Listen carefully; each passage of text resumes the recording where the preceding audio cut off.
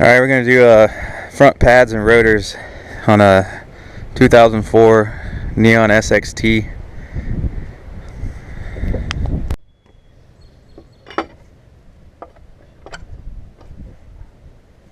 Remove your wheel. Take your wheel off.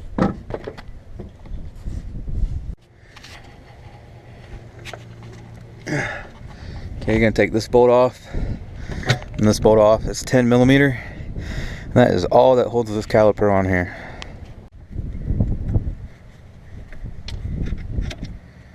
There's your bottom bolt. And your top one. Alright, now to take this off, you're going to have to push the bottom out first on this side. On the other side, it was actually the opposite, because this little notch right here won't let you push the caliper out where it locks. On the other side, it's on the bottom. So you're going to have to pull the bottom away first.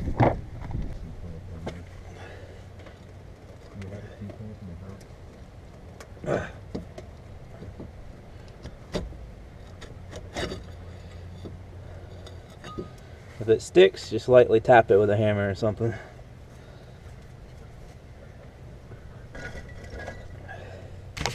Then you're going to want to set it on something.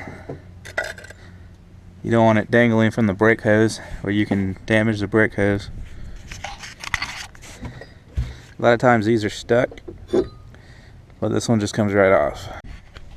Now to make clearance for your new rotor, if you're going to replace the pads, which we are, you can leave the pad on first to use it as leverage when you put a C-clamp on here to push the piston back in. If you're trying to save the pads and reuse them, you might want to try not to do that because you could damage the pad. But we're going to replace the pads, so that's how I'm going to do this one.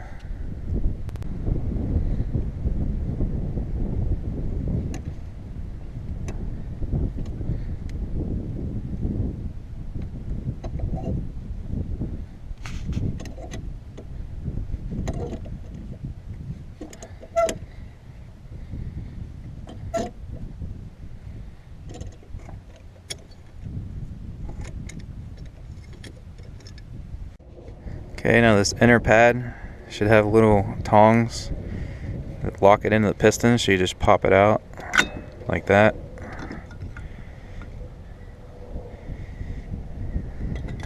And this outer one here has these little tabs you're going to have to pry back with a screwdriver or something as you pull the pad out.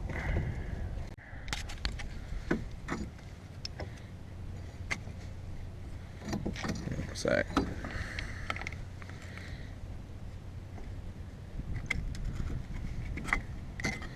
That's how it comes off.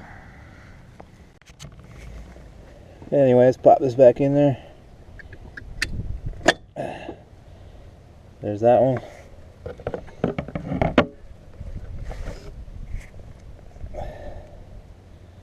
Okay, and then you're just going to slide the tabs back over the metal. Just push. And make sure they're lined up where they should be. That's your new pads. Okay, here's our new rotor. Now, most times these will come packed in packing grease, and you'll need to take brake parts cleaner and a rag and clean it off. But these come dry without any of the grease, so we're good to go ahead and put these on. And you don't want to touch the rotor surface with your fingers and get it greasy.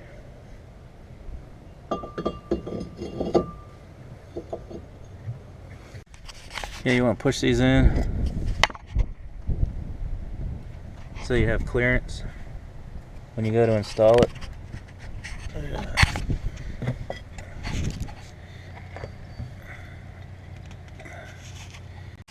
Okay, so anyways, you want to push those in like that because you need them to clear this when you go to install it over the rotor.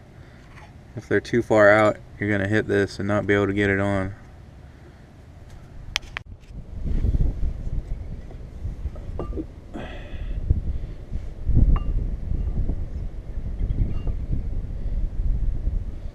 Remember this lock, so that's gonna have to go in first. Hold the camera.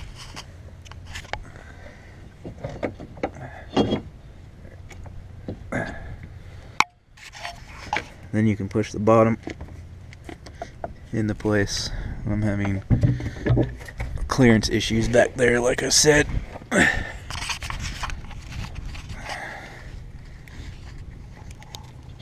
There it goes. Okay. Ow! Ah. There.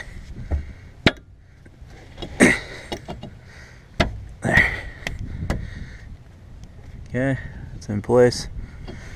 So now we need to start the bolts.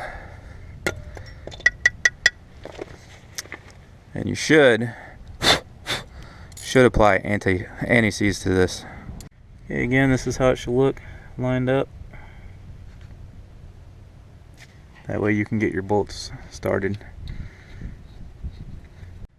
Okay, once you got these hand tight, you're going to want to torque them down, and I'll look up the torque specs and add it to the video. Alright, I like to get in the car and pump the brakes lightly a few times to get the fluid back down to the pistons, because you'll have a spongy brake pedal for a second until you apply the brakes a couple of times to get the piston back where it needs to be so that your pads grab the rotor. And before you do that, you want to make sure that you got enough fluid in here, because your fluid level will go down as you do that. Alright, you want to properly torque your wheel down when you're done. You want to get them tight while it's in the air all the way. And then to torque them, you should torque them in 3 steps in a star crisscross pattern. Like this. You never want to go from one to another right next to it. Crisscross star pattern.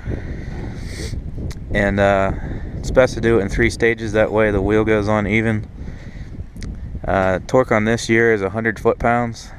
On earlier year Neons it's like 95, so it doesn't really matter, but specifically for the SXTs it's 100 foot-pounds. Now you should use a torque wrench for this. Go in 3 stages, like 30, 60, 90 or 30, 60, 100 or whatever you want to do. You can just use a tire iron if you know what you're doing. Lightly tighten first, crisscross pattern. Each time you go over it, just go tighter.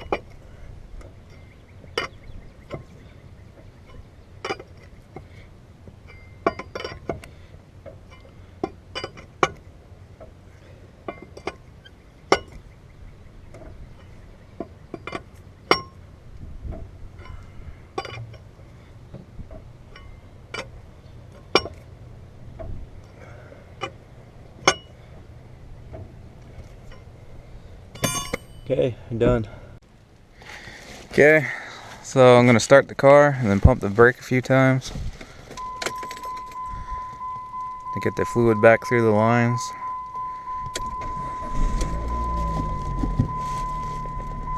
Okay. I'm going to push it down slow, and I'm only going to push it about halfway each time.